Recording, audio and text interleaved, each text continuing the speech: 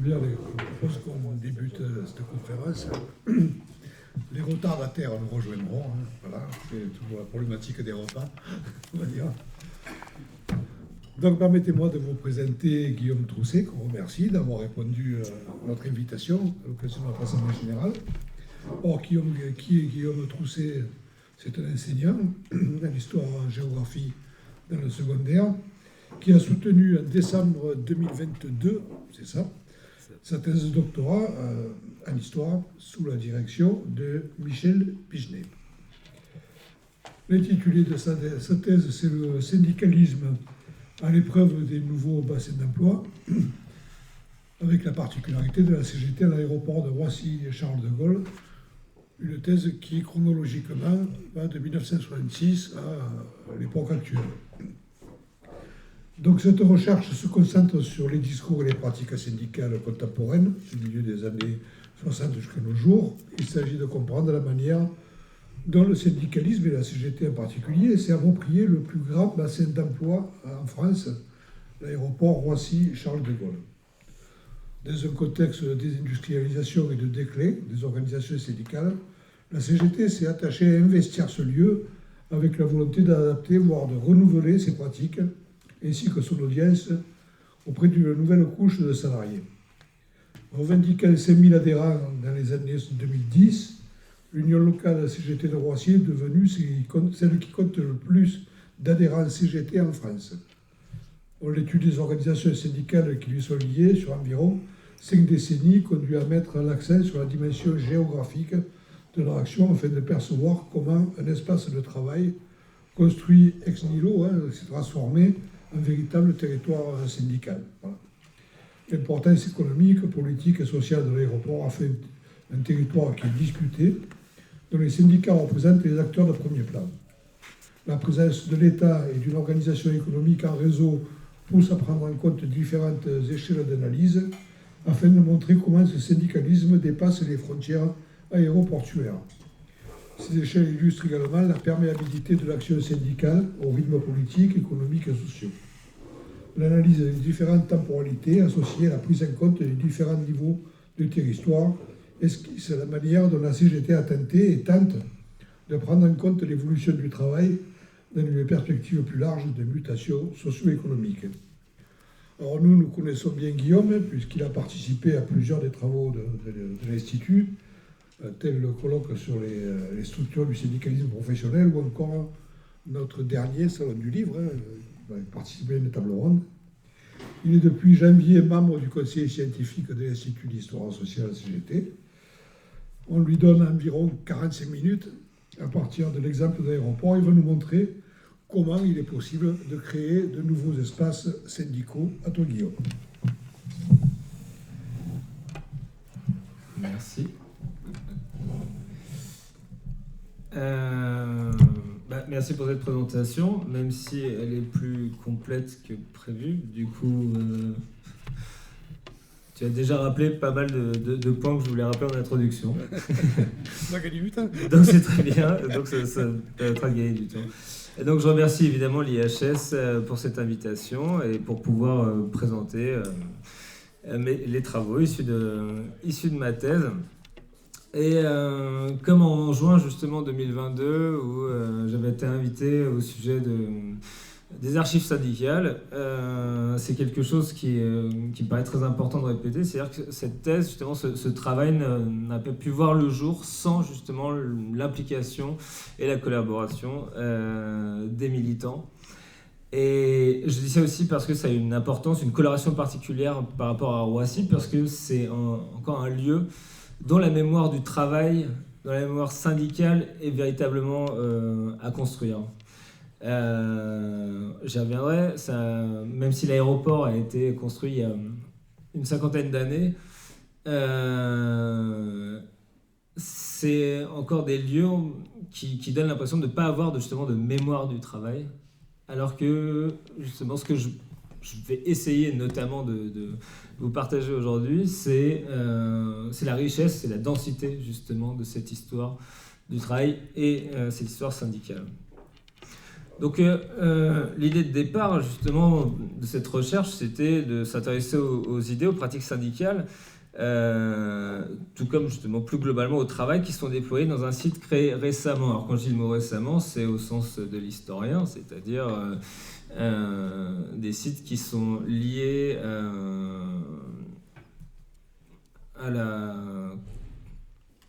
aux réformes notamment des années 60 et aux mutations sociales, urbaines et économiques sous l'époque gaulliste. Et qui reste, en tout cas du point de vue de l'historien, à étudier. Donc c'est véritablement, justement, l'idée, c'est étudier une histoire, enfin, c'est mettre en perspective l'histoire syndicale, mais à travers, justement, les mutations économiques, politiques et aussi urbaines. C'est-à-dire une histoire, pour le dire humblement, un peu totale, un peu du syndicalisme et son implication dans tous ces secteurs-là. L'intérêt aussi d'une telle recherche, c'est le fait que les historiens, les historiennes sont beaucoup penchés sur la désindustrialisation, les transferts d'activités, etc. Alors que là, on va parler plutôt de la construction d'un espace, de la construction d'un territoire. Et c'est en cela, en fait, que ça donne une histoire un petit peu à contre-courant.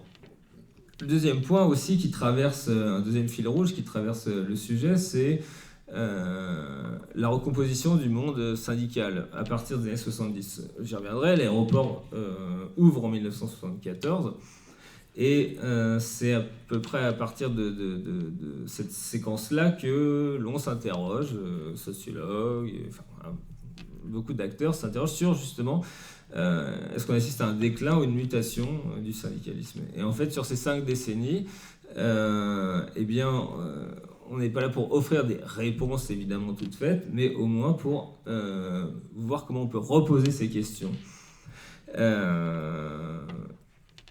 Et ça fait partie justement du contexte, ce qu'on appelle historiographique.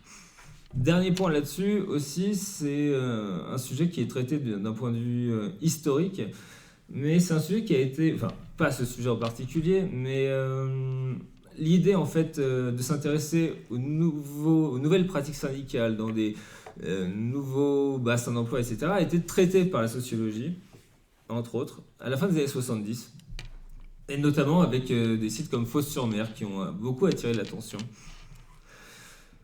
Mais la mise en perspective chronologique sur le long terme est encore quelque chose qui reste à faire. Et justement, il s'agit un petit peu de présenter un syndicalisme encore quand même méconnu, implanté sur un territoire, comme disait Gilbert, créé de toutes pièces, quoi, donc ex nihilo.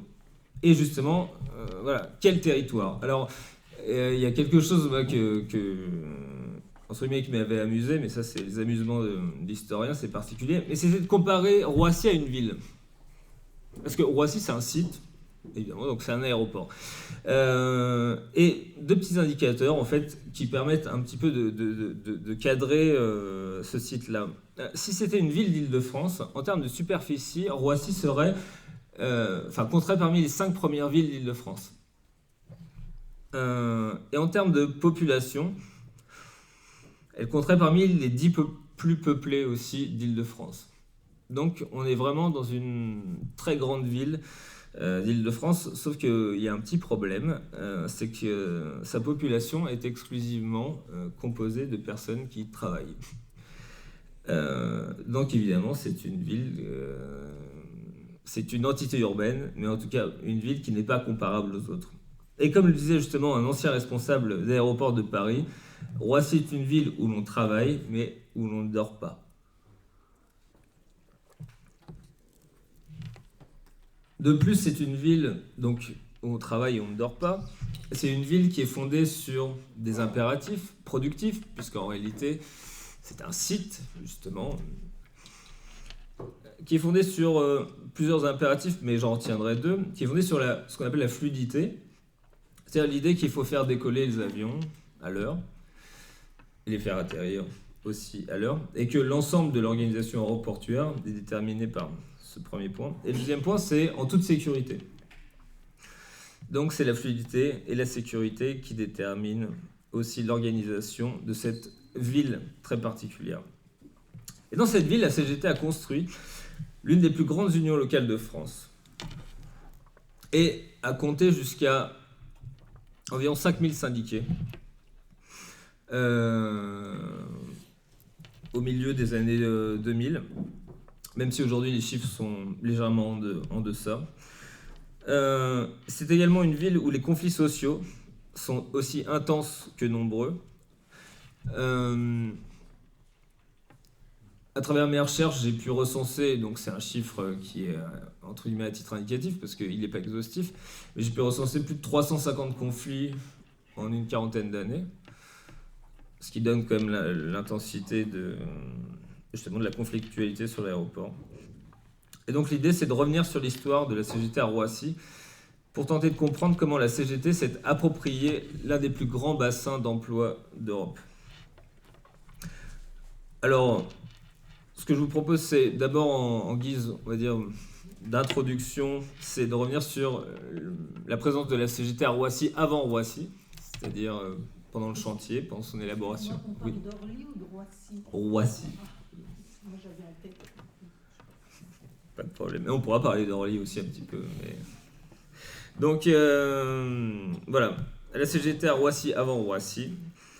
Et ensuite, j'évoquerai 2 points essentiellement, c'est-à-dire comment la CGT a conquis un nouveau territoire, a conquis l'aéroport, s'est approprié ce territoire, en partant de l'ouverture de l'aéroport en 1974 jusqu'au mi-temps des années 90, c'est-à-dire au moment où il y a la dérégulation du transport aérien qui arrive. Et ce sera ma deuxième partie, que j'ai appelé la CGT à l'épreuve d'un laboratoire de déréglementation sociale, et je reviendrai sur cette expression, qui couvrira justement donc le milieu des années 90 jusqu'à aujourd'hui.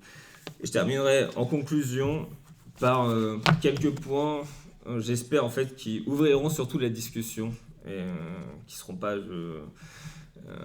des points justement pour conclure ou fermer mes propos précédents. Donc la jeunesse de l'aéroport, c'est important quand même d'y revenir parce que c'est un lieu, c'est un lieu particulier, mais tous les lieux sont particuliers. Mais c'est donc un lieu de travail qui va devenir quand même l'un des plus grands bassins d'emploi de France et qui est construit sur un territoire qui n'avait pas du tout cette vocation économique. Alors l'idée de construire un 3e aéroport dans la région parisienne prend forme après-guerre. Et pour le dire assez rapidement, elle est motivée par pas mal de raisons, mais notamment 3. C'est que assez rapidement, la croissance du transport aérien se poursuit. Le nombre de passagers ne cesse d'augmenter. Les progrès techniques rendent l'avion plus sûr, ce qui est assez important. Et aussi, leurs capacités grandissent. Et en fait, la région parisienne dispose de 2 aéroports. Principalement, c'est celui du Bourget et d'Orly. Sauf que le problème de ces 2 aéroports, d'un point de vue entre guillemets, de planification urbaine, c'est qu'en fait, ce sont des aéroports qui, pour les planificateurs, ce sera très difficile de les agrandir. Parce qu'en fait, ils sont enserrés dans un maillage urbain très dense. Le Bourget au nord, Orly plutôt au sud. Donc du coup, il y a une saturation qui est anticipée. Donc, et le 3e point, qui en fait est fondamental, même s'il paraît un peu plus théorique, c'est que c'est aussi une période dans les années 50, puis dans les années 60, où les pouvoirs publics ont quand même conscience de rentrer dans une forme de... Il y a la construction européenne et on rentre dans une forme de mondialisation, avec une compétition européenne. Et en fait, se doter d'un aéroport international, c'est aussi construire une métropole à l'échelle internationale, construire une métropole mondiale. Et dans ce sens, avoir un aéroport international, c'est quelque chose aussi qui permet justement à la France, et en tout cas à travers Paris, de rentrer dans la mondialisation. On voit d'ailleurs beaucoup dans les archives que les planificateurs s'inspirent de Londres, Tokyo, New York. C'est ça l'obsession. C'est de faire de Paris une ville équivalente à ces métropoles mondiales. Donc en 1959, C'est le site de Roissy en France qui est retenu, 25 km au nord de Paris, sur les vastes plaines agricoles, de ce qu'on appelle à l'époque le grenier de Paris, depuis le Moyen-Âge. Et donc c'est là-dessus qu'on doit édifier l'un des plus grands aéroports européens, voire mondial. Et ce qui a été créé en 1945 par le ministre de l'Air Charles Tillon, c'est Aéroports de Paris, et donc c'est cette entreprise qui va être chargée de construire et d'exploiter cet aéroport. Et la CGT, à l'échelle justement de la région parisienne, s'empare du projet et élabore sa propre stratégie. Dès l'ouverture du chantier en 1966, c'est le syndicat CGT de la construction 93 qui est présent pour organiser justement les ouvriers, notamment du bâtiment. Ensuite, il y a les premiers syndiqués d'Aéroports de Paris, ADP, essentiellement issus du Bourget, qui investissent aussi l'aéroport. On peut aussi mentionner les sections UTA, toujours du Bourget, qui commencent à anticiper les transferts de salariés qui vont s'effectuer par la suite lors de l'ouverture de l'aéroport. Mais en fait, à l'échelle de la région parisienne, Roissy n'est pas un cas isolé. Pourquoi ? Parce que on est dans une période justement où il y a la construction de la Défense, il y a la construction du marché international de Rungis, etc. En fait, il y a une profonde modification du tissu économique et urbain de la région parisienne. Et l'USRP, donc l'Union des syndicats de la région parisienne, aujourd'hui l'URIF, a aussi réfléchi à ces problématiques-là et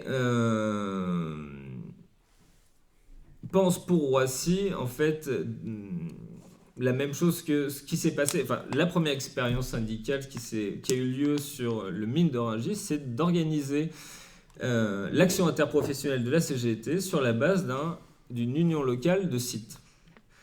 C'est-à-dire une union locale qui n'aurait pas pour périmètre une ville, mais qui aurait pour périmètre un site productif. Celle de l'union locale de Rungis a été créée en 1969. Et l'idée, c'est de reproduire justement ce schéma pour l'aéroport de Roissy. Donc tout de suite, en fait, et c'est ça aussi qui va un peu constituer le fil rouge de ce que je vais dire par la suite, c'est qu'il y a une dimension vraiment interprofessionnelle qui court et qui est justement vraiment décidée en amont. Donc en 1971, un comité de coordination est constitué afin de préparer le terrain justement pour cette future entité. Ça organise des tracts, ça organise des réunions en vue justement de l'ouverture de l'aéroport. Tout ça pour dire aussi que lorsque l'aéroport ouvre ses portes en 1974, en fait la CGT est déjà présente. À partir donc de ce moment-là, en 1974, date à laquelle, donc en mars 1974, le premier avion de la Paname atterrit à Roissy, et bien à partir de l'ouverture de l'aéroport, cette fois, les choses, on va dire, vont changer, puisqu'il y a l'implantation des entreprises, etc. Donc, c'est pour ça que j'ai appelé cette partie la conquête d'un nouveau territoire. Juste pour introduire, je voudrais vous citer un extrait du journal de l'Union locale de 1978 qui s'appelait L'Envol. Et au début d'un article, le secrétaire qualifiait l'aéroport de cette manière-là. Donc je vous le cite. Roissy Aéroport, Roissy Béton, Roissy Kérosène, Roissy Cadence, Roissy Police, Roissy Vol Avion Voleur, Roissy Bas Salaire, Roissy Liberté Surveillée, Roissy CFT, Roissy Inhumain. Ça a le mérite au moins de poser un peu les termes du débat. D'accord. Donc cet aéroport, il est inauguré par le Premier ministre Pierre Messmer et il compte tout de suite déjà 14 000 salariés. La première mission de la CGT, il se concentre sur l'accueil et l'implantation dans les entreprises. Pourquoi ? Parce qu'il y a une grande partie du personnel qui est issu des transferts en provenance du Bourget et d'Orly, Donc, ça veut dire qu'il y a des sections déjà quasiment constituées, si vous voulez, qui viennent justement d'Orly, donc, et des grandes compagnies aériennes et de l'opérateur aéroportuaire, c'est-à-dire en gros UTA, Air France et Aéroports de Paris. Mais il y a une autre partie aussi des salariés qui découvrent le monde aéroportuaire, et d'ailleurs, on pourrait dire aussi que la CGT découvre, notamment à travers la sous-traitance. Et à travers aussi un secteur central, c'est le nettoyage. Et donc cette sous-traitance, elle est mise en valeur et elle est comprise évidemment tout de suite par les différentes organisations de la CGT. Il y a un article de la Vie ouvrière de 1974 qui surnommait déjà à Roissy le carrousel du profit.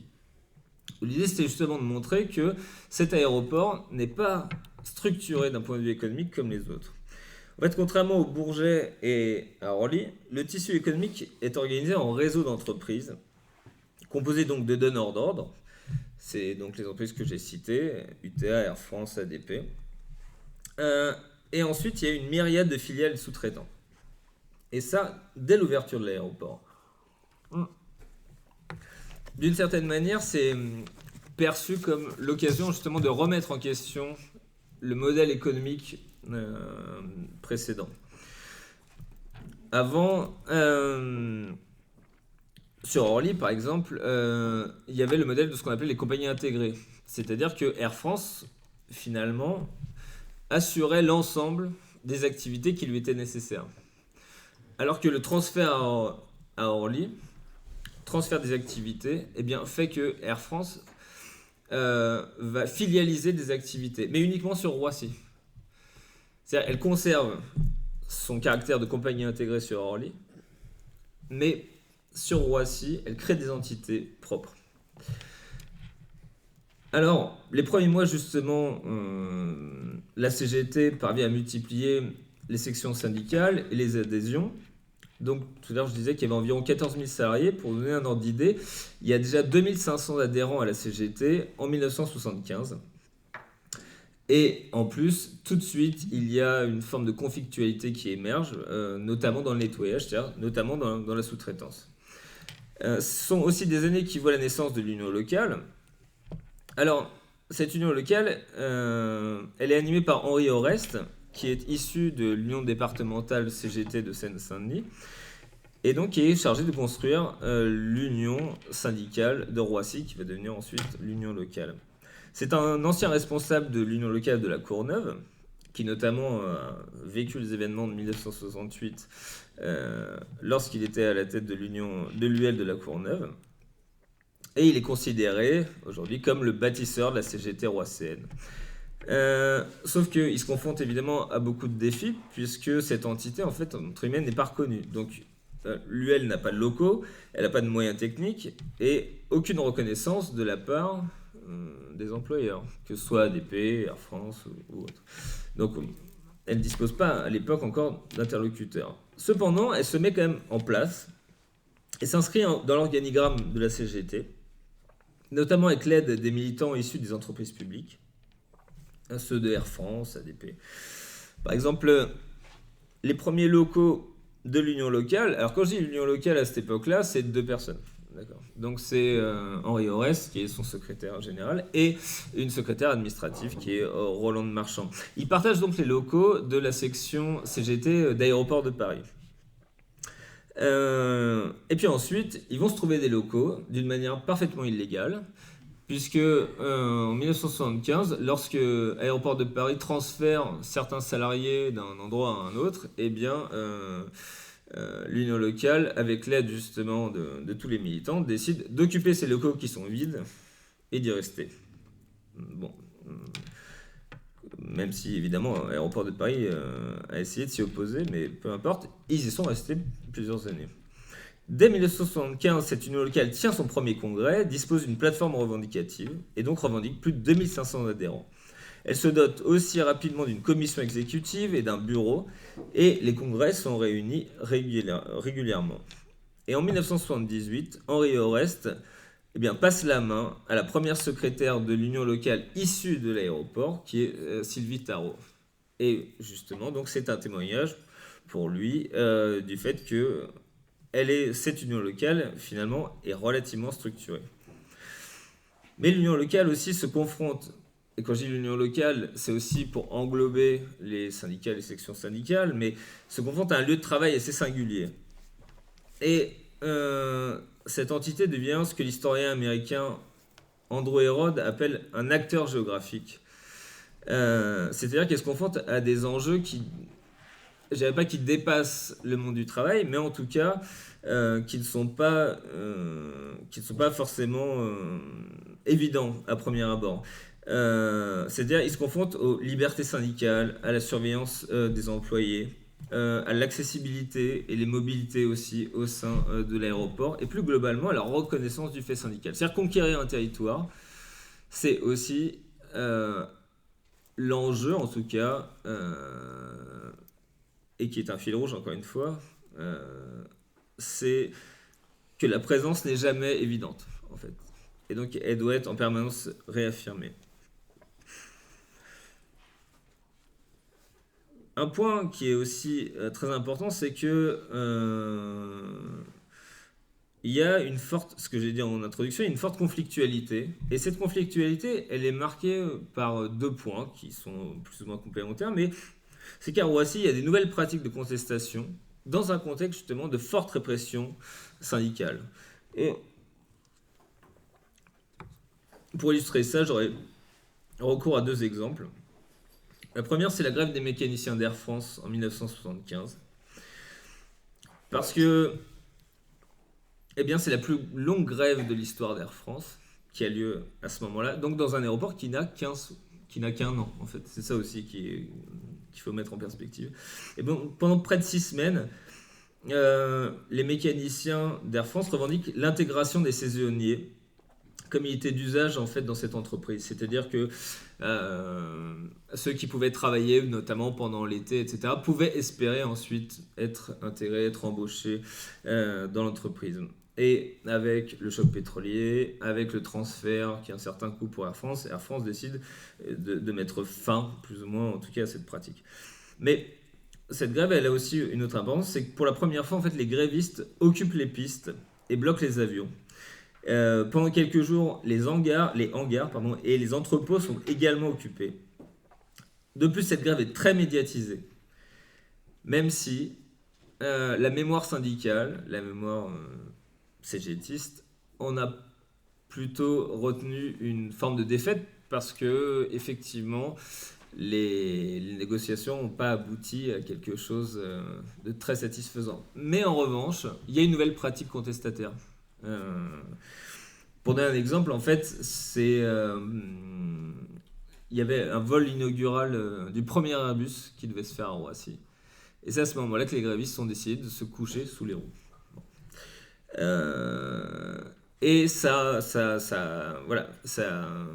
été extrêmement médiatisé. La répression, justement, n'a pas été si forte que ça, mais par contre, c'était l'idée d'investir un nouveau lieu de travail. Un lieu de travail qui s'est transformé en lieu de contestation. Le deuxième exemple aussi sur ces nouvelles pratiques et la manière en fait dont les rapports sociaux se nouent sur Roissy, c'est l'exemple de la Servair. Parce que c'est une filiale d'Air France qui a été créée donc pour Roissy. Donc la Servair n'existe pas sur Orly. Donc c'est vraiment une création avec évidemment but économique. Auparavant en fait tout ce qui était lié à l'armement des avions, notamment le nettoyage, ce qu'on appelle le catering, c'est le service de repas à bord, dépendait du commissariat hôtelier d'Air France, donc qui était intégré à l'entreprise. Avec cette filiale, du coup, les salariés de la Servair sont hors statut et donc ont un statut différent de ceux qui dépendent d'Air France. Un autre point, c'est que son organigramme, par rapport à la direction, est semblable un peu aux usines automobiles de l'époque, réputées pour leur répression anti-syndicale. On peut citer l'usine de Poissy ou encore Citroën. Avec notamment des responsables qui sont issus notamment de la DST, par exemple. Et enfin, l'autre caractéristique, c'est qu'il y a une forte présence de la Confédération française du travail, qui est ce qu'on peut appeler un syndicat jaune ou maison, suivant les ou les deux. Bon. Et donc la direction et la CFT, voilà, marchent un petit peu de concert. Et c'était la première secrétaire administrative de l'Union locale, Rolande Marchand, qui m'avait dit, à cette époque-là, la Cervère, c'était Chicago. Bon, voilà. Il y a un témoignage, une analyse qui est passionnante de Marcel Caille, qui est un ancien responsable confédéral des droits et des libertés, et qui relate un épisode, justement, qui illustre bien ces rapports sociaux dans cette entreprise, à travers ce qu'on appelait l'épisode des staphylocoques rouges. Parce qu'en 1976, il y a une cinquantaine de passagers qui ont été infectés durant un vol, intoxiqués. Et il se trouve que le médecin du travail qui a été mandaté par la direction de l'entreprise a découvert l'origine de cette intoxication. C'était un délégué du personnel CGT qui a été évidemment licencié parce qu'il était porteur d'un staphylocoque doré. L'anticommunisme de la direction ou de la CFT a fait changer de couleur ce staphylocoque, il est passé de doré à rouge. Voilà. Donc ces deux exemples en fait visent à montrer que la CGT s'approprie le territoire physique, c'est matériel aussi, à travers de nouvelles pratiques contestataires. Et ça participe aussi à renouveler ce répertoire d'action.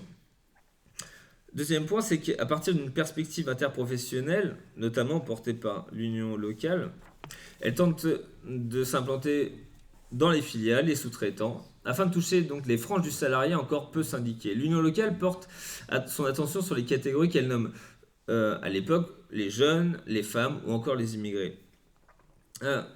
Et les luttes, mais aussi la composition des instances de l'union locale témoignent en partie de l'efficacité de cette stratégie.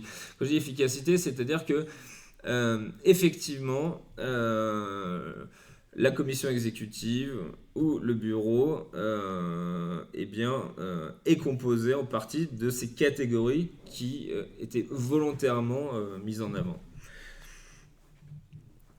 Ensuite, après, on va dire cette période entre guillemets d'euphorie, le changement politique met à l'épreuve aussi ce syndicalisme. Alors je passerai un peu plus vite par rapport aux propos que je voulais développer surtout aujourd'hui. Mais en 1981, donc, avec l'arrivée de François Mitterrand au pouvoir, et surtout de Charles Futterman, ministre communiste des Transports, les choses changent. La conflictualité diminue, mais les espoirs, par contre, sont démultipliés. Finalement, de nombreuses organisations CGT espèrent un retour à la compagnie intégrée. Et je peux revenir sur l'exemple de Cervère, qui est un exemple parmi d'autres, mais qui a compté justement à cette époque-là. L'idée, c'était de réintégrer la Cervère au sein d'Air France, pour avoir justement une compagnie qui ne dépende pas de filiales ou de sous-traitants. Et l'ambition, enfin l'espoir, c'était de fermer ce qui aurait pu paraître comme une parenthèse en fait libérale. C'est-à-dire que en 1981, on peut considérer Roissy plutôt comme une anomalie que comme un futur. Enfin, c'est un champ des possibles pour les syndicalistes. Sauf qu'il n'en est rien. Donc c'est plutôt, finalement justement, ce n'est plus une parenthèse en fait. C'est à ce moment-là que cette parenthèse devient plutôt quelque chose de continu. Et en même temps, la CGT roissienne subit justement un reflux durant les années 80. Les effectifs diminuent pour atteindre 1500 adhérents en 1984. On repère aussi un nombre de conflits qui déclinent. Mais la culture syndicale issue des premières années reste prégnante. L'opposition à la répression antisyndicale, les luttes dans les filiales se poursuivent. Roissy n'est pas étranger non plus aux grèves marquées par les coordinations de la période 1988-1989 et les luttes chez Air France sont également très médiatisées. Cependant, et ce sera donc la transition pour aborder mon deuxième point, c'est que la dérégulation du transport aérien européen, qui a été mis en chantier en fait depuis le début des années 80, amorce un nouveau contexte socio-économique qui va véritablement bouleverser justement les relations socio-professionnelles sur l'aéroport. Et c'est à partir de ce moment-là qu'on voit justement émerger le terme de laboratoire.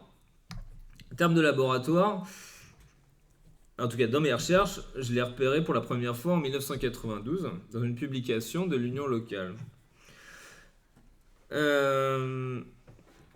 Et je vais vous citer justement le passage qui évoque ce terme-là. Le début justement donc de l'envol de cette publication commence comme ça. La plateforme de Roissy n'est pas un îlot de paix sociale. Ici sont concentrés les projets, les orientations, les attaques, les transferts, la précarité, le chômage, les atteintes aux libertés et tous les problèmes de société auxquels nous ne pouvons être indifférents. L'exclusion, la pauvreté, les sans domicile fixe, le trafic de main-d'œuvre, les trafics en tout genre, la corruption, l'abus de pouvoir, l'interdiction ou la manipulation de l'expression, c'est un laboratoire de paix sociale. Alors moi je retiendrai deux aspects de ce terme-là qui est en fait assez délicat quand même à manier.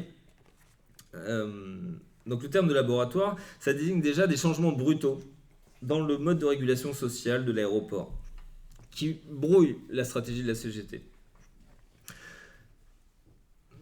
Mais à la fois, il réaffirme, comme justement le montre un petit peu cet extrait, il réaffirme une sorte de mission cégétiste qui dépasse en fait les enjeux du travail comme réduite, je sais pas, des revendications salariales ou des conditions de travail. C'est-à-dire que tout d'un coup, il y a une perspective englobante en fait des problématiques que pose justement l'aéroport de Roissy. Et donc le contexte, qu'est-ce qui fait aussi que ce terme émerge? Parce qu'en fait ce terme de laboratoire, ensuite il va irriguer tous les discours. Et les discours des syndicalistes comme du patronat. C'est-à-dire que, alors c'est pas le seul lieu, c'est un terme qu'on peut retrouver dans d'autres sites. Le terme de laboratoire, c'est quelque chose, il y a des fois même pratique pour un chercheur, pour finalement dire qu'on ne comprend pas. Mais là, c'est pas ma question. La question, c'est plutôt de dire que c'est à ce moment-là que finalement l'identité et le projet, les projets d'ailleurs, que ce soit d'un côté presque patronal ou syndical, le projet devient plus flou. Laboratoire, c'est aussi l'incertitude. Voilà. Et donc ça prend place sur la dérégulation du transport aérien. Donc la libéralisation du ciel, ça a commencé aux États-Unis en 1978. L'idée, elle est entre guillemets simple, c'est que chaque compagnie peut effectuer n'importe quelle liaison selon ses ambitions et ses capacités commerciales. Malgré les nombreuses réserves émises justement sur les conséquences d'une telle réforme, l'Europe s'y engage progressivement, en tentant quand même de ne pas éradiquer toute capacité de régulation étatique. Néanmoins, lorsque ce processus arrive à son terme, à partir des années 90, les conséquences sont connues, on a pu les vérifier justement aux États-Unis. C'est un désengagement évidemment de l'État, une concentration des compagnies aériennes. En France, Air France absorbe UTA et Air Inter. Et l'organisation du ciel est fondée sur une grande compagnie aérienne basée sur un grand aéroport, ce qu'on appelle la logique de hub. C'est-à-dire qu'il faut une compagnie aérienne extrêmement compétitive qui va s'établir dans un aéroport qui peut établir des liens à travers le monde. Donc là, en Angleterre, ça va être British Airways qui s'implante à Londres, Heathrow, et en France, c'est Air France qui s'établit à Roissy. Et ce processus, il s'accompagne d'autres choses, c'est un mouvement d'externalisation. Les filiales et sous-traitants se multiplient et Roissy ne cesse de grandir. En 1991, Roissy compte 497 entreprises pour environ 40 000 salariés. Et au milieu des années 2000, c'est plus de 700 entreprises pour plus de 85 000 salariés. Et donc c'est d'ailleurs au milieu des années 90 que Roissy, pour donner un ordre d'idée, va dépasser Orly.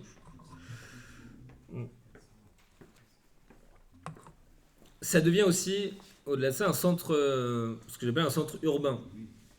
Air France transfère son siège social de Paris à Roissy.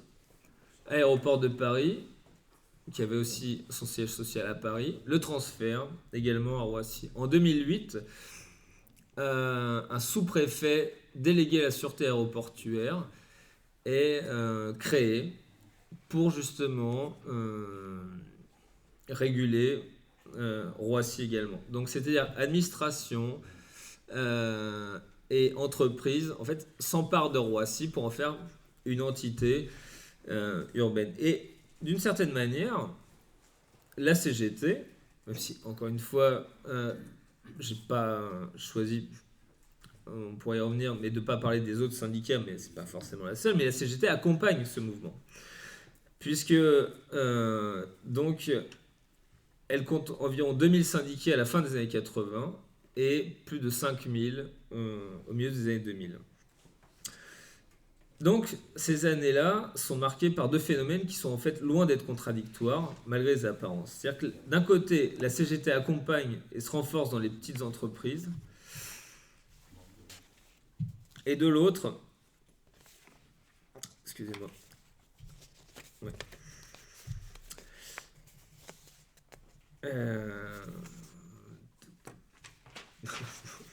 Pardon. Elle se renforce donc dans les petites entreprises et de l'autre, elle est mise au pas en fait dans les grandes compagnies et justement voit sa position se fragiliser chez les donneurs d'ordre et notamment aussi chez ADP. Donc, ce sera l'un des derniers points justement de mon développement, c'est expliquer justement ce phénomène. C'est-à-dire que d'un côté, avec tout le mouvement donc, dont j'ai parlé, la CGT en fait accompagne et soutient de nombreux conflits qui éclatent dans les petites entreprises, notamment dans le nettoyage, chez les porteurs de bagages, la restauration, le commerce. En fait, l'externalisation des activités, en divisant les collectifs de travail, accentue l'émiettement du salariat. Néanmoins, les revendications de ces salariés portent sur la reconnaissance d'un métier et participent à produire du collectif. Et donc, un exemple parmi d'autres, une toute petite entreprise, c'est lorsque les salariés d'une entreprise de pousseurs de chaises roulantes se mettent en grève, eh bien, leur revendication principale, c'est une revendication salariale adaptée à la reconnaissance de leur métier, c'est-à-dire le fait d'être pousseur de chaises roulantes. Ils veulent se faire reconnaître par un métier. Et ça, donc voilà, il y a un accompagnement syndical.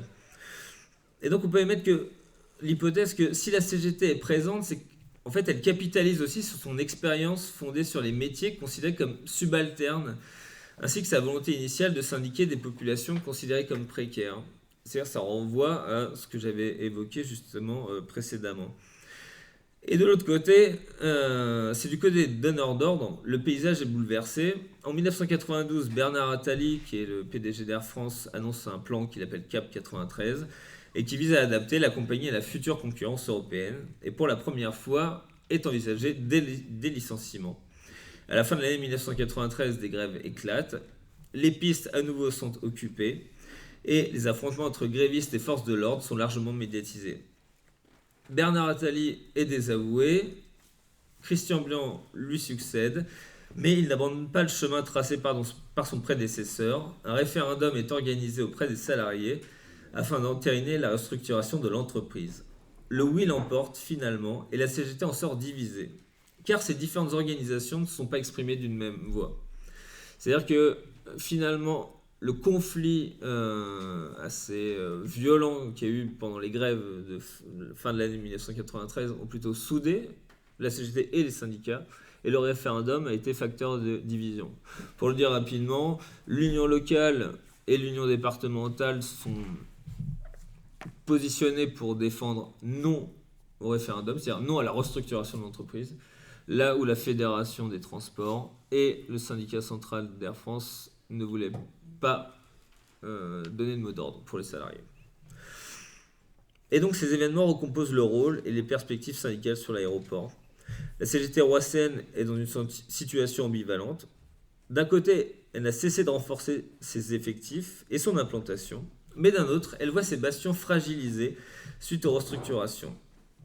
Donc en 2008, elle compte environ 5 000 syndiqués, mais répartis dans plus de 180 bases organisées. Se pose dès lors ce que je qualifierais par provocation un problème de riche. C'est qu'en fait, le nombre d'adhérents se confronte à l'éparpillement des organisations et la conflictualité se heurte à une organisation économique et sociale répressive. Et de plus, le marché de la sous-traitance entraîne un fort turnover chez les salariés. Donc certaines sections syndicales ont une durée de vie très courte, liée à l'obtention du marché de leur entreprise. Donc tout ça, justement, participe à interroger la dimension interprofessionnelle portée notamment par l'union locale. Et donc au-delà de l'implantation syndicale, la question de la pérennité des organisations devient centrale. L'une des réponses a consisté à redéfinir les périmètres d'organisation pour tenter de s'affranchir d'un tissu économique changeant. Face à l'éclatement des salariés, l'idée de créer des collectifs sur une base géographique et professionnelle fait son chemin à l'UL. Donc l'UL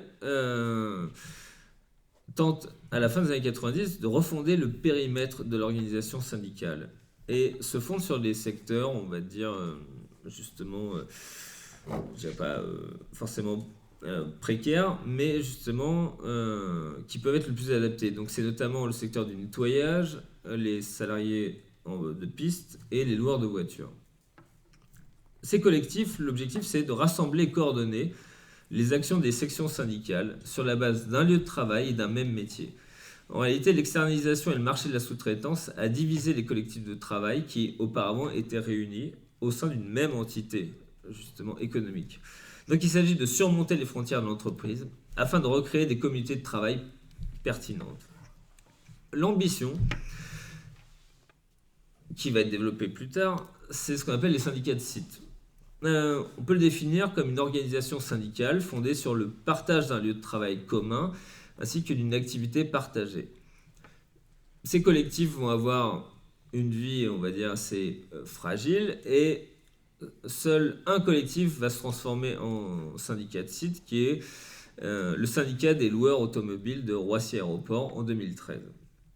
Malgré la difficulté de le faire vivre, en tout cas, il témoigne d'une volonté de la CGT de s'affranchir de l'organisation économique du réseau d'entreprises. D'une certaine manière, la CGT a été confrontée à ce moment-là, et peut-être l'est toujours, c'est en s'adaptant justement au tissu économique, en étant finalement, adapté, et bien ça l'a fragilisé d'une certaine manière. En tout cas, la réflexion s'est posée de cette manière-là. La question s'est posée de cette manière-là. Et du coup, l'idée à travers ces collectifs ou les syndicats de site, c'était de dire de dépasser justement une organisation économique qui pénalise, qui nous pénalise. Voilà. Et donc, l'appropriation du territoire, c'est également poursuivi à travers les pratiques contestataires, la tradition transgressive, à travers les occupations de pistes. Il ne faut pas oublier aussi que Roissy, c'est un lieu de manifestation depuis sa création. Et pourtant, c'est un lieu hautement surveillé. Il y a la police, la gendarmerie, la vidéosurveillance, la sécurité privée, etc. Que ce soit en 2011, où fut organisée pour la première fois une grève interprofessionnelle qui était intitulée Aéroport mort, ou encore aujourd'hui dans la lutte contre la réforme des retraites, l'espace aéroportuaire est un lieu d'affrontement et d'expression des revendications des salariés. Autrefois, les pistes et les hangars, aujourd'hui les routes d'accès et les terminaux, l'aéroport est un lieu marqué par les contestations sociales. Et donc pour conclure, alors je ne sais pas trop où j'en suis niveau temps, mais vas-y. D'accord. Pour conclure, en fait, je vais simplement évoquer deux, trois remarques, surtout pour ouvrir la discussion. En fait, déjà, finalement, la CGT a investi un lieu qui, à la base, était, on pourrait dire, à la marge de la métropole parisienne, à 25 km, dans des champs, etc.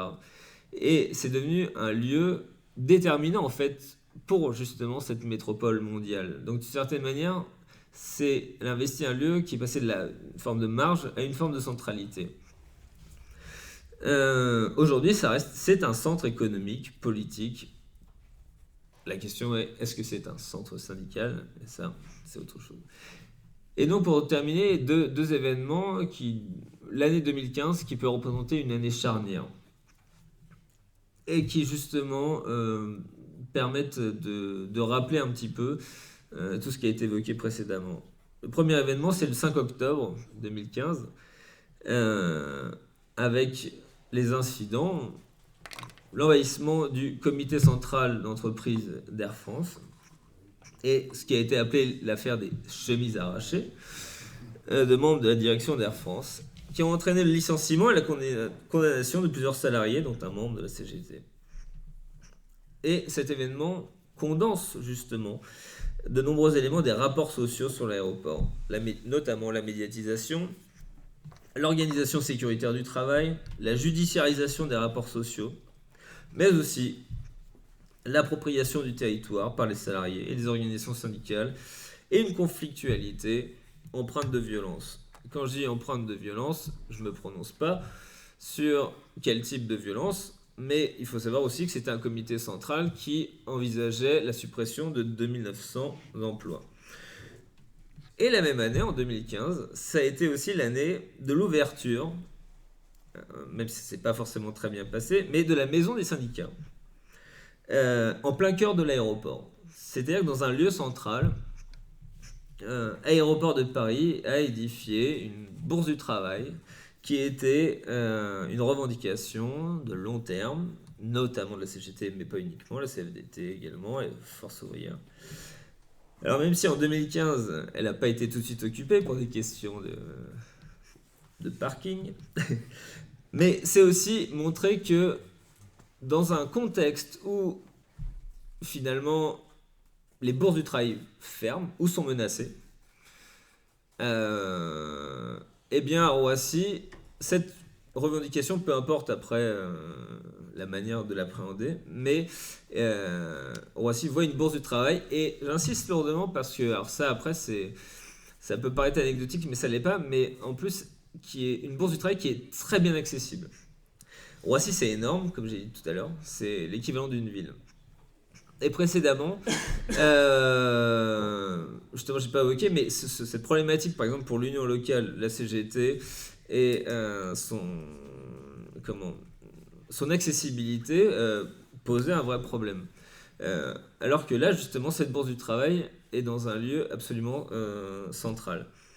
Donc, on peut mettre ces deux choses en balance, mais qui illustrent de manière plus récente, en fait, cette problématique d'appropriation du territoire. Et je terminerai rapidement sur quelques réflexions. C'est que du coup, l'action syndicale ne se prête pas à une analyse fondée sur une logique comptable, et il n'appartient surtout pas à l'historien d'en dresser un bilan. En fait, le terme de laboratoire qui irrigue les discours et les représentations syndicales illustre tout autant la fragilité et la menace qui pèsent sur la capacité du syndicalisme à organiser les rapports sociaux que l'impératif de trouver les ressources, y compris dans son passé, pour poursuivre sa mission. Un militant CGT de l'UL m'avait dit « Roissy, c'est Billancourt ». J'aurais pu commencer mon propos à partir de cette phrase très riche de sens. Mais justement, je vous la soumets au terme de mon intervention pour ouvrir la discussion. Merci de m'avoir écouté.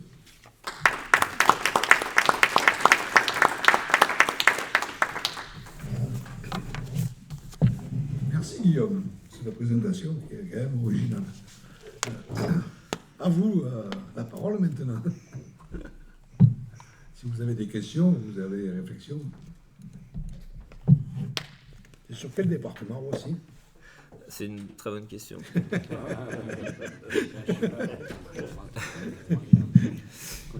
C'est effectivement sur 3 départements. Ah ouais. 93, 95, 77. Ouais.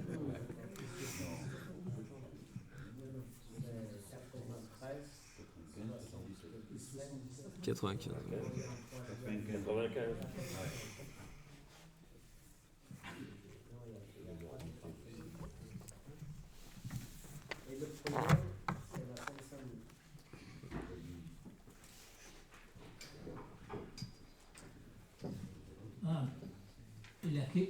La question, c'est si la question de l'appropriation du territoire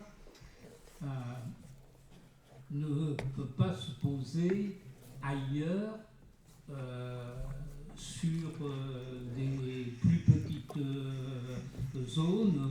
Je pense évidemment à la province, et où la CGT, mais sans doute les autres syndicats aussi, ont des difficultés à s'approprier un territoire. Et le deuxième aspect,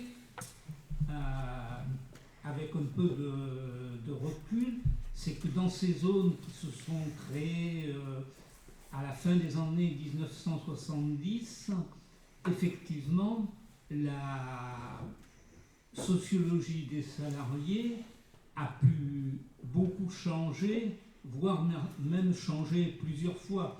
C'est-à-dire au départ avec beaucoup d'OS, des ouvriers qualifiés et quelques techniciens et quelques ingénieurs.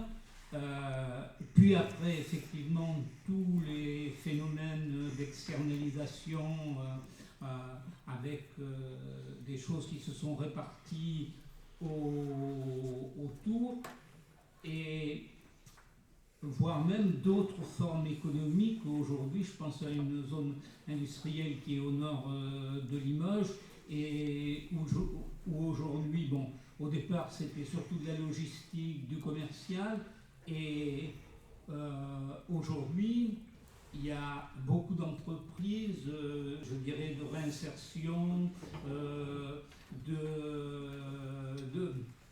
de recyclage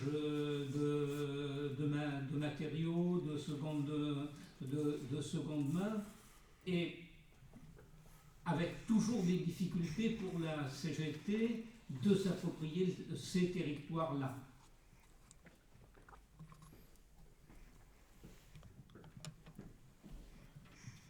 Je voulais intervenir sur le fait que vous dites effectivement que Roissy c'est un lieu pour travailler et pas pour où on ne dort pas. Et je voudrais illustrer ceci par la question des sans-papiers. Effectivement, la question des sans-papiers a été posée à Roissy. Donc nous avons effectivement des salariés sans-papiers qui travaillent à Roissy et qui ne dormaient pas. Donc concrètement, on a bien sûr mené la lutte, mais quand il a fallu que ça se traduise concrètement par les papiers, il a fallu qu'on négocie non pas avec, puisqu'ils ne dormaient pas, il a fallu que nous négocions avec la préfecture du 95. Donc ça veut dire qu'effectivement, le lieu, dans ce cas-là, était déterminant. Donc on était vraiment, pour le coup, on était entre trois préfectures en fait. Et c'est nous, en tant qu'union locale, qui menions la lutte en fait. Et c'est très concret comme exemple, je pense, justement, de la question de comment on syndicalise, comment on s'approprie du lieu et comment les salariés eux-mêmes, parce que même les travailleurs sans papier ne venaient pas nous voir, en fait, parce qu'effectivement, ils ne dormaient pas à Roissy, en fait.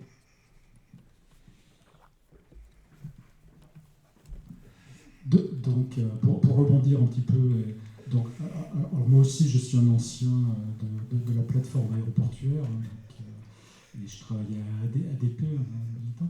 Et c'est vrai que bon, ce que soulève Guillaume dans son travail, dans ses recherches, et qui, alors bon, moi, je suis arrivé à Roissy au début des années 80, donc j'ai fait pratiquement plus de 40 ans sur la zone, et c'est vrai que bon, même si j'ai connu l'UL que bien plus tard, mais bon, c'est vrai que j'ai l'impression qu'on a toujours eu cette problématique sur la plateforme, c'est de comment on s'organise, hein, parce que bon, ça a été dit, hein, 3 départements, une zone immense, une multitude d'entreprises, même s'il y a eu une force syndicale importante, puisque Guillaume l'a rappelé, on était plus de 5000 syndiqués, mais bon, à organiser, c'était quand même pas évident.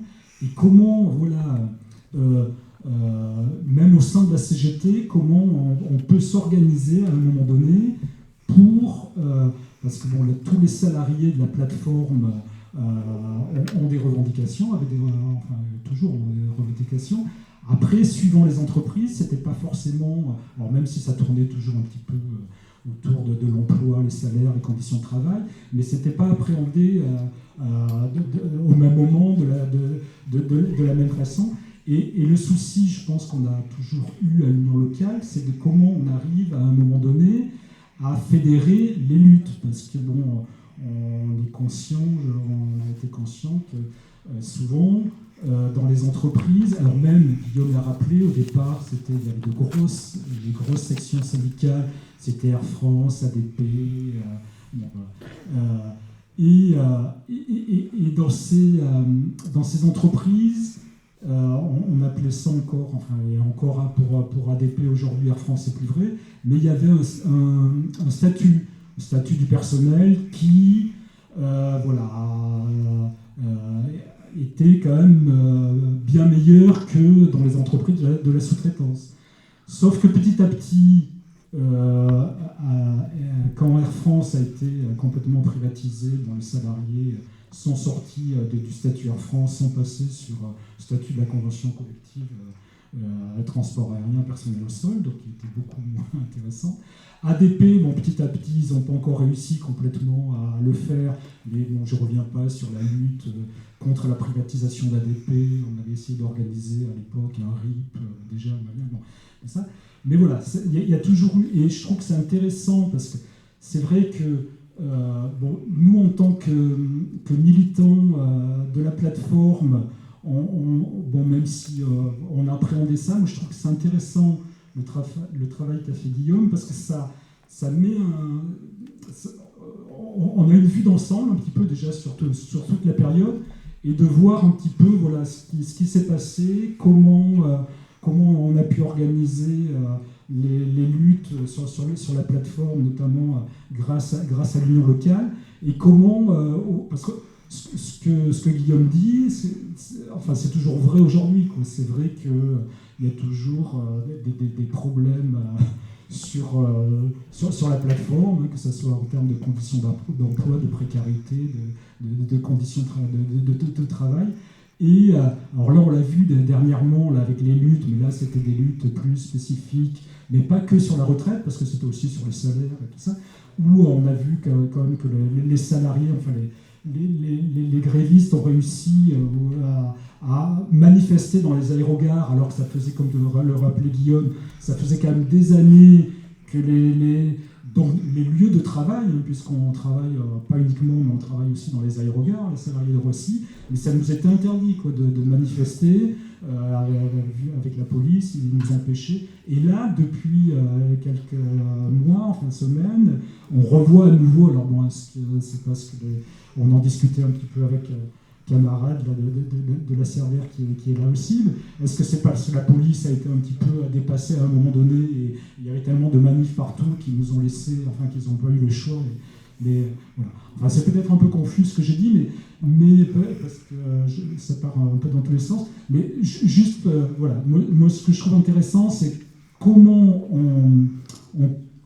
la réflexion qu'on a au niveau, et je pense qu'il n'est pas uniquement sur l'Union locale de Roissy, je pense que ça traverse un petit peu nos organisations de la CGT, c'est comment la place des unions locales, et là on le voit sur la place des unions locales au sein de la CGT, parce qu'on sait que il y a les unions départementales, il y a les fédérations, mais les unions locales, moi j'ai vu, c'est vrai que les secrétaires, alors même s'il y a eu pendant un temps le premier secrétaire, Henri Aurès, qui avait été mis à disposition par l'Union départementale à 93. Après, à part une exception près, je crois, ça a été que des militants locaux qui... Ah non, oui, t'as raison, il y a eu quelques exceptions.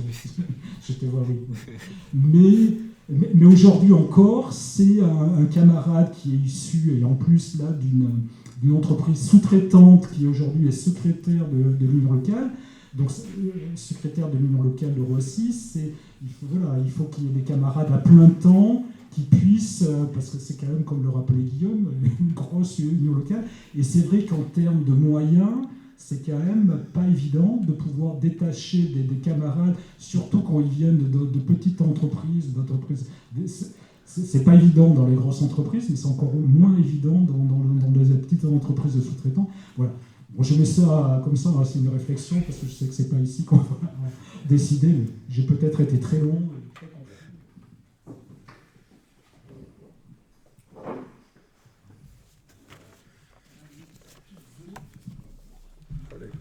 Donc moi, ça me fait penser à une moindre échelle à la construction des centrales nucléaires.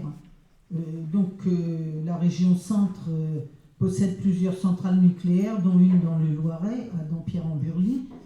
Et les centrales nucléaires, généralement, sont construites sur des terres agricoles, en pleine campagne.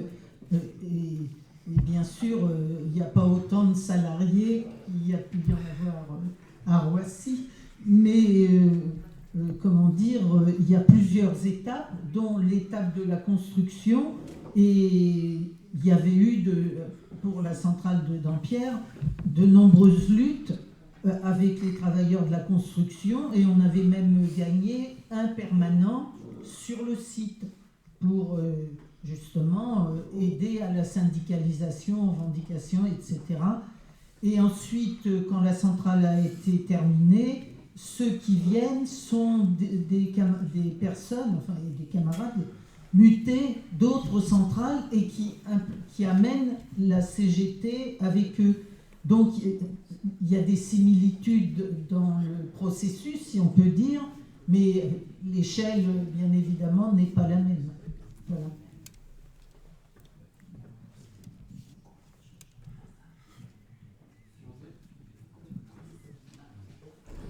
Mais tu as parlé de syndicat de site. C'était quoi un syndicat de site? Tu as dit par profession. Pour tout il était de site, c'est-à-dire le site, c'est l'ensemble de l'aéroport. Ouais. Non, je peux. En fait, ouais, là l'idée syndicat de site, ça aurait pu être pour l'ensemble de l'aéroport, mais là effectivement, ça c'est par exemple si je prends justement les loueurs de voitures. C'est simplement qu'ils étaient implantés en plus sur le même lieu dans l'aéroport. Donc l'idée c'est de dire même activité, même lieu géographique. Mais plusieurs loueurs, donc plusieurs entreprises. Voilà, avec, si ma mémoire est bonne, des écarts pour le même métier de 400 € par mois. Et comme disait un militant, c'est la première chose pour construire le collectif, c'était la comparaison des bulletins de salaire. Et quand ils se sont rendus compte que pour la même activité, il y avait 400 € d'écart, alors qu'ils travaillaient à 10 mètres d'écart et qu'ils faisaient la même chose, ça a permis, voilà, de susciter quelque chose. Mais effectivement, après, c'est une question pertinente dans le sens où... mais là, justement, ça s'est pas fait, c'est de dire jusqu'où va le site, en fait, d'une certaine manière. C'est quoi le périmètre, quand même, quoi. Juste un témoignage sur ce qui se passait, parce que j'ai eu à organiser en tant que responsable du service élection de la mairie de Bobigny les élections prud'homales sur les deux plateformes. Je ne vous dis pas ce qui s'est passé à la mairie quand on a appris par la lettre du préfet qu'on devait organiser, Bobigny c'est 50 000 habitants, c'était 10 000 électeurs, hein, qu'on allait organiser les élections prud'homales à Bobigny, plus à Roissy, plus au Bourget. Et de faire ça à la dernière minute, d'appeler les mairies des autres départements pour leur dire envoyez-nous la liste des inscrits et se faire engueuler en disant mais pourquoi je vous envoie rien du tout, vous n'avez pas reçu une lettre du préfet de chez vous là. Et appeler à la préfecture pour dire il y a des problèmes. Mais ce qui est intéressant en tout état de cause pour les premières début des années 90, c'est que comme on a été pris au dépourvu, on a été obligé de chercher des bureaux de vote sur la plateforme. Et comme on a fait les choses à la dernière minute, j'en ai profité puisque je connaissais Chantal qui était la secrétaire de l'UL, je connaissais un peu ce qui se passait, d'essayer de faire des bureaux de vote entreprise par entreprise. Et quelle a été la surprise de savoir que la CGT était première organisation syndicale à la serveur. Alors que d'habitude, c'était ce que tu disais. Mais là, comme c'était organisé différemment, les gens sont venus voter, ils n'avaient pas de contrainte, puisque c'était pour les prudents, ils ont voté majoritairement CGT. Ce qui avait surpris, voilà, c'est ça.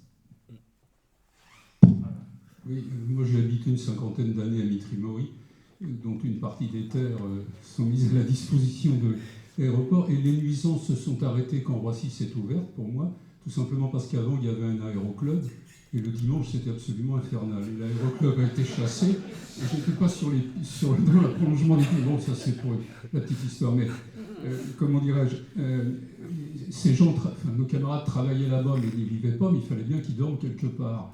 Et quel lien on peut trouver avec les villes alentours et le mouvement progressiste alentour, hein. Je pense à Mitry-Mory et à d'autres, Tremblay, etc. Est-ce qu'il s'est créé des liens pour obtenir des équipements sociaux, pour obtenir des transports, des logements, etc. Par ailleurs, aujourd'hui, il y a beaucoup d'élus qui rêvent de l'implantation d'un espace où on va mettre des panneaux solaires. Je crois qu'ils sont plusieurs à rêver du même projet, peut-être qu'aucun n'aura lieu. Et dans ce secteur de Roissy, je ne sais pas si chez un bon nombre d'élus, il n'y avait pas le rêve de réponse au problème de l'emploi avec ce Roissy qui se développait de manière linéaire. Or, moi, je n'ai jamais cru à un développement linéaire. Je pense qu'il y a des secousses et parfois des changements de trajectoire. Alors même si le transport aérien redémarre et se développe, ce ne sera pas comme avant. De toute façon, ce sera encore différent et il y aura des conséquences. Mais est-ce que tu n'as pas ressenti ces illusions ou ce rêve de réponse à des questions? Je crois qu'il y a eu aussi des combats pour la formation d'une partie des jeunes. Il y avait un peu l'idée de lycée, de formation au métier de l'aéronautique, etc., etc. Est-ce qu'on a des exemples de coopération syndicale et des populations et des élus?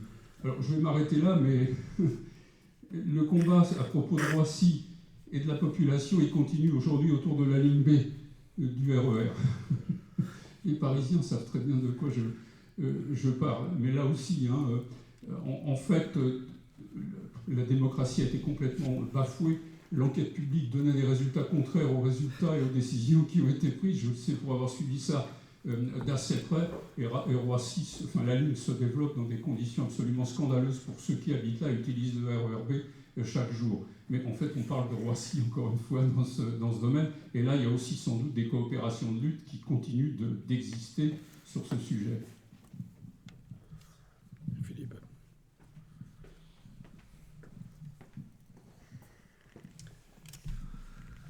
Oui, ton étude, enfin c'est une thèse, dont tu nous as présenté quelques extraits très raccourcis, et super intéressante. Et du coup, je me demande comment se fait-il qu'on n'ait pas l'équivalent sur le site de la Défense, parce que les problématiques sont quand même très très proches. Et alors, ça serait très intéressant, en plus qui est la même chose sur la Défense, mais en plus un comparatif des deux, parce que ça interroge beaucoup les modèles syndicaux. Parce que tu nous as parlé du référendum de 2015, où l'Union locale de site a appelé à voter non, alors que les syndicats de ce que tu as appelé des donneurs d'ordre, c'est-à-dire les grands syndicats des aristocrates du site, c'est que pareil à la Défense, eux n'ont pas donné de consigne de vote. Et moi je me demande si, comme à la Défense, l'Union locale est devenue de facto le syndicat des petits du site, des laissés pour compte, des nettoyeurs, de la sécurité, des agents d'accueil, des sans-papiers. Et d'ailleurs, l'Union locale de la Défense consacre énormément de son énergie, de ses moyens à la défense des sans-papiers. Je me demande s'il n'y a pas la même chose sur l'aéroport et si sur Roissy, et si on n'a pas trouvé le modèle qui permet véritablement d'unir les aristocrates du site et les petits, quoi. Enfin, je veux dire les aristocrates, je veux dire les conducteurs, enfin, ça s'appelle pas les conducteurs, là, pour les avions, hein, mais les pilotes, les personnels navigants. En dessous, tu as les personnels au sol, et puis après, tu as tout et c'est une grande masse, hein, les personnels d'entretien, d'accueil, de sécurité, etc. Et du coup, ça réinterroge tous les modèles. Syndicats de métier, tu as parlé des pousseurs de chaises. Syndicats de métier, syndicats d'industrie, syndicats de site, etc., etc. Et ça mérite une étude encore plus poussée en comparant aussi avec la défense et toutes les problématiques d'aujourd'hui, permettrait sans doute à la CGT de réfléchir au modèle, y compris au modèle d'organisation syndicale.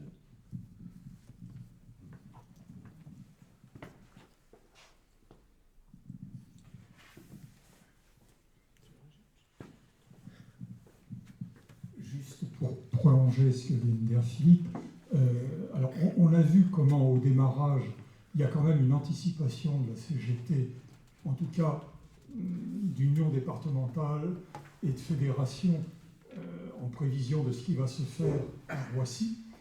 Et en aval de cet épisode, est-ce qu'il y a eu une réflexion? Est-ce que la Confédération s'est penchée et a utilisé les expériences phocéennes pour réfléchir sur ces modes d'organisation?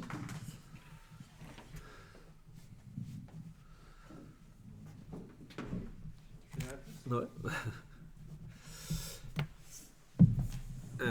Alors, je vais essayer aussi un peu de grouper la réponse, mais pour revenir à la question, donc, première question sur l'environnement urbain, et c'est quelque chose que j'ai pas évoqué là, mais qui sont justement très importantes, notamment de la part de l'union locale. Il y a une véritable importance d'une connexion et de l'inscription de l'union locale dans le tissu urbain et politique aux alentours, quoi. Et on voit aussi que dès le début, il y a beaucoup de revendications. Alors après, moi, je n'ai pas forcément le détail sur la manière dont c'est mené, mais sur le transport, justement. Le problème d'un aéroport, c'est les horaires décalés. Donc en fait, le RER ne peut pas répondre à ça, les bus ne peuvent pas répondre à ça, donc il faut un véhicule personnel. Mais ça, c'est pas une évidence du tout, etc. Donc, il y a, en tout cas, l'union locale s'est beaucoup préoccupée de ça. Il y a des choses aussi qui peuvent paraître plus logistiques, mais qui sont importantes, c'est que tous les congrès de l'union locale se sont tenus dans les villes alentours, jusqu'à ce que... elles aient changé de majorité. Mais voilà, donc il y a une volonté justement d'équiper, il y a une volonté d'aménagement du territoire qui dépasse l'aéroport. Et c'est pour ça que j'utilise le concept, on va dire, du géographe américain, d'acteur géographique, c'est parce qu'il y a une volonté d'aménagement du territoire. Et comment dire, parce que, bon, j'ai pas eu le temps d'en parler, mais évidemment, l'aéroport a bouleversé les villes alentours. Et d'ailleurs, après, bon, je veux dire, sans aller trop loin, mais la création de l'autoroute A1, le RERB, le Villepinte, etc. Enfin, on n'en a pas fini, en fait. Tout ne vient pas de l'aéroport, mais en réalité, ça pose une question. Bon, il y a un géographe américain qui parle d'aérotropolis. Alors, le terme est un petit peu compliqué, mais en fait, ça veut dire une chose très simple. Il dit en gros, jusque récemment, on va dire, il disait qu'il y avait des villes portuaires. Il dit, est-ce que maintenant les métropoles ne sont pas aéroportuaires? Là, la question n'est pas de savoir s'il a tort ou raison, mais en tout cas, c'est de dire à quel point ce sont des aménagements qui ont des implications sociales, urbaines et économiques quand même assez importantes. Par rapport à la formation, il y a eu une initiative, enfin je repense à ça, c'est que il y a une initiative qui s'appelait le GIP Emploi. Et en fait, il y a une collaboration entre l'Union locale notamment, enfin la CGT et le Parti communiste, qui ont créé une association dont le but était justement de promouvoir l'accès aux emplois des riverains. bon, c'était essentiellement fondé sur des réunions, voilà, des événements.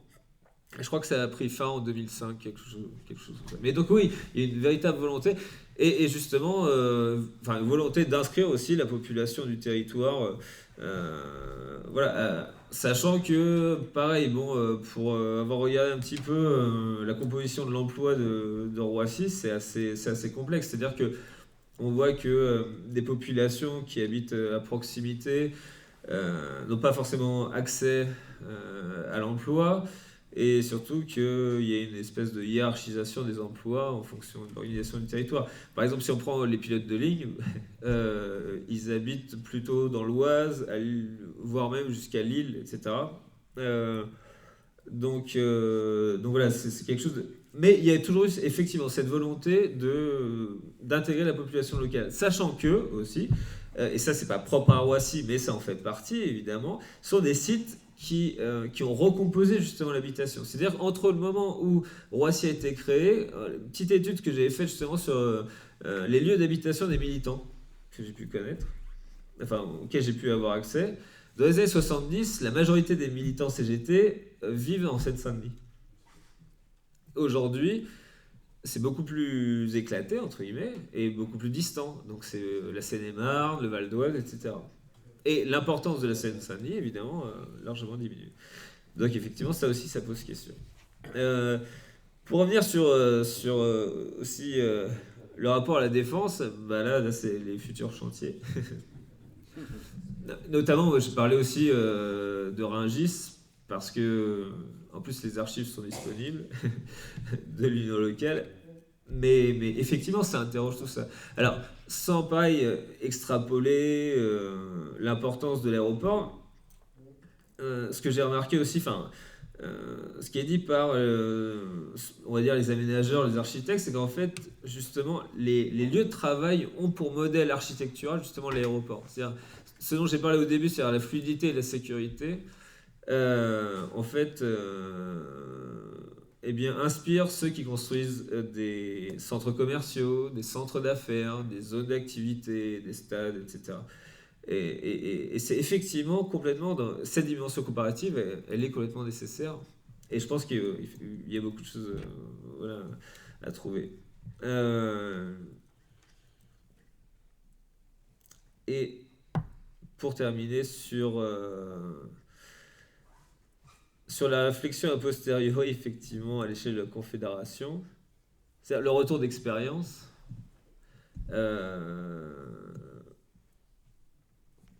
Je l'ai pas, en tout cas, je l'ai pas vu justement.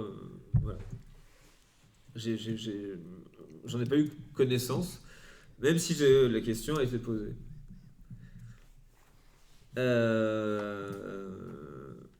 Mais ça fait référence à quelque chose, par contre, que j'ai entendu, qui est connu, ça reste justement un site, et d'ailleurs, je pense que la défense pourrait jouer ce rôle-là, même si c'est différent. C'est un site qui est grand, très grand, et qui fait peur, en fait, d'une certaine manière. Et quand je dis qui fait peur, ça n'a rien de péjoratif, évidemment, mais un ancien secrétaire, justement responsable de la section du Parti communiste sur l'aéroport, disait au Parti communiste, Roissy est surnommé le monstre. Et en fait, et c'est pas la première fois que parce qu'il y a tout un vocabulaire autour de cet aéroport qui s'est développé justement. Et en fait, finalement, ce gigantisme, mais qui n'est pas que matériel évidemment, interroge. Voilà. Et c'est pour ça qu'effectivement, on en revient à la question de l'organisation. C'est-à-dire que il interroge d'autant plus que il interroge justement les modalités d'organisation, d'investissement de tels lieux qui sont... Alors après, effectivement, ce sont des lieux qui sont exceptionnels, entre guillemets. Mais dans leur organisation, ils ne le sont pas forcément. Mais après, oui, voilà. Mais c'est quelque chose que par exemple, l'union départementale de la CGT de Seine-Saint-Denis, son attention vis-à-vis de l'aéroport, n'a pas été la même suivant les époques, effectivement. La Confédération non plus. Les fédérations non plus. Donc effectivement, la question est... c'est une question qui se pose et que justement j'avais à cœur de poser. C'est à force de parler d'expérience, etc. aussi, comment ça se diffuse aussi à d'autres échelons ou pas, etc. Quelles questions ça pose, conflits, ça peut être des tensions. Mais en tout cas, à l'échelle de la Confédération, effectivement, il n'y a pas forcément de retour.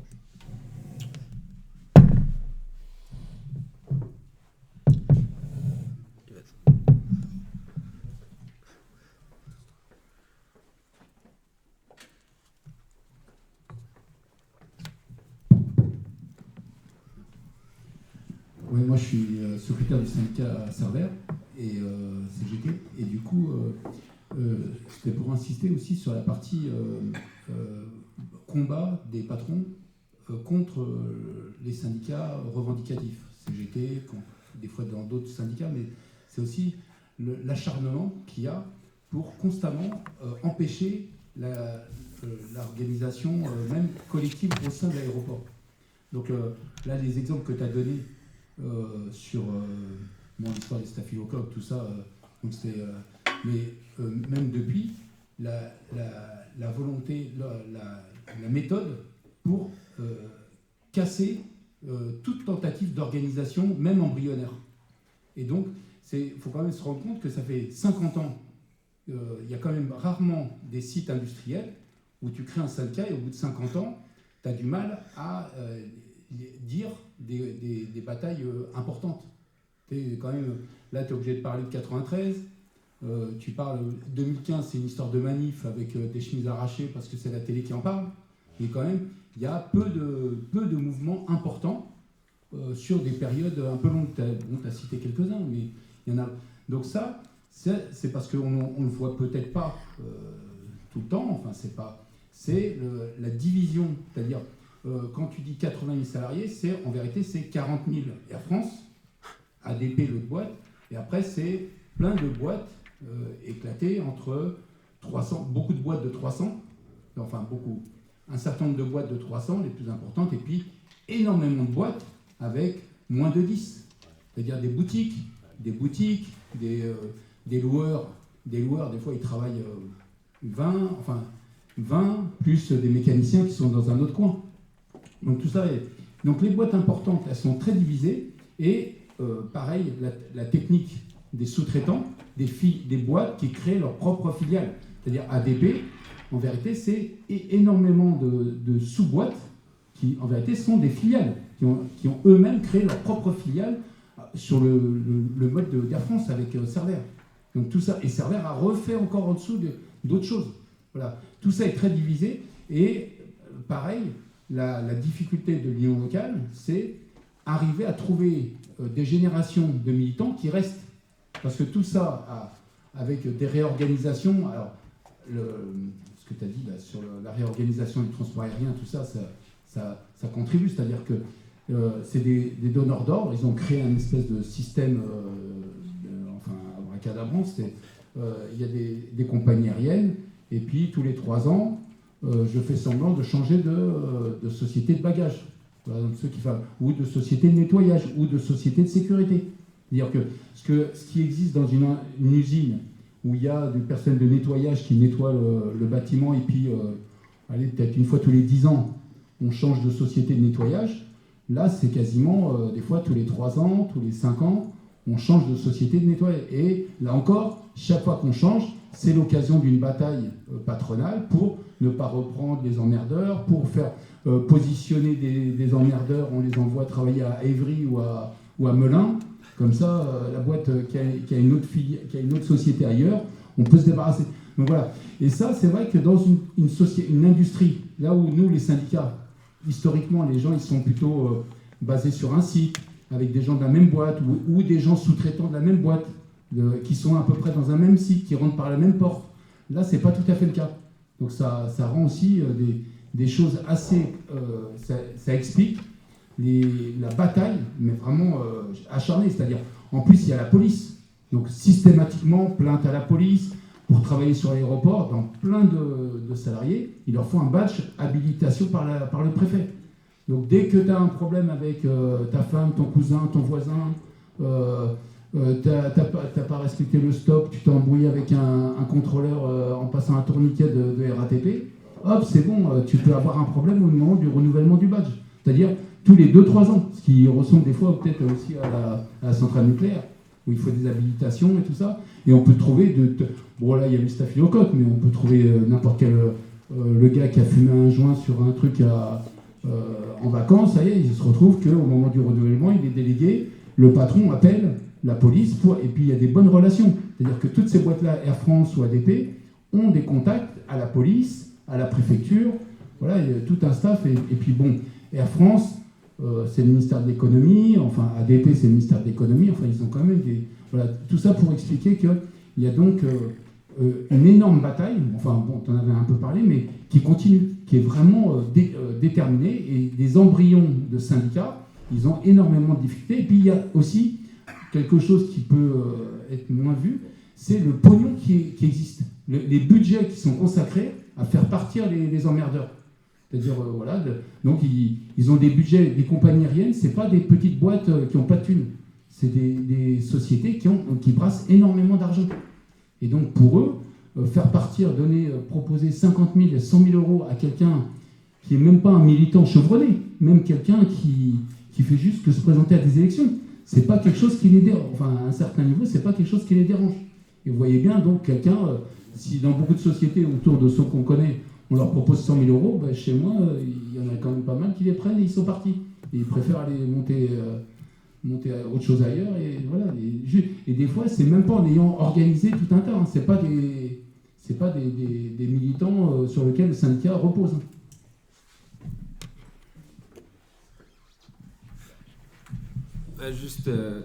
Pardon. Non, c'est juste un petit complément à propos de la répression de la surveillance.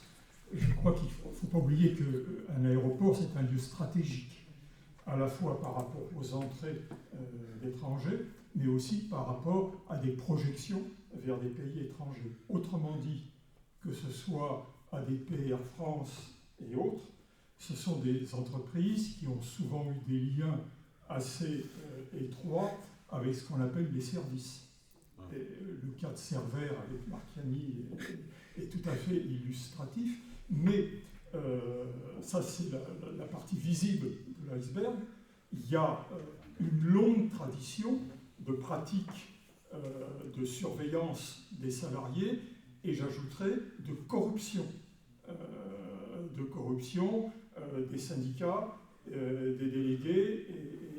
Et là, l'histoire du syndicalisme sur la zone est pleine de ces choses-là. C'est un complément. Ouais, je voulais juste rebondir par rapport à ce qui a été dit, c'est que en fait, derrière les chiffres que je donnais justement sur la syndicalisation, le nombre de bases organisées, etc., ça pouvait illustrer mon propos. Mais par contre, effectivement, ce qu'il faut voir derrière et que je n'ai pas précisé, c'est qu'en fait, 80% de ces bases ou des syndiqués, il y a un turnover énorme. C'est-à-dire qu'en fait, d'une certaine manière, c'est pas parce que la syndicalisation augmente sur Roissy que ça s'étend véritablement. C'est-à-dire que ça correspond aussi beaucoup à des séquences. Mais finalement, déjà, l'un des premiers enjeux, alors je sais pas si mais moi, ce que ça m'inspire par rapport à ce que tu as dit, ce que j'ai vu, c'est déjà, en fait, le syndicalisme est toujours en état, je vais pas dire de survie, mais pas loin, en fait. C'est-à-dire, c'est déjà un combat d'exister, en fait. Et ça, depuis le début, quoi. Donc, et ces chiffres, évidemment, ne le traduisent pas comme ça. C'est-à-dire qu'on a l'impression que c'est une extension, comme si... Mais ça peut se rétracter, et c'est ce qui s'est vu, quoi. Ça peut se rétracter du jour au lendemain, et notamment par rapport aux politiques patronales, par rapport à l'organisation, justement, sociale et économique de l'aéroport, quoi.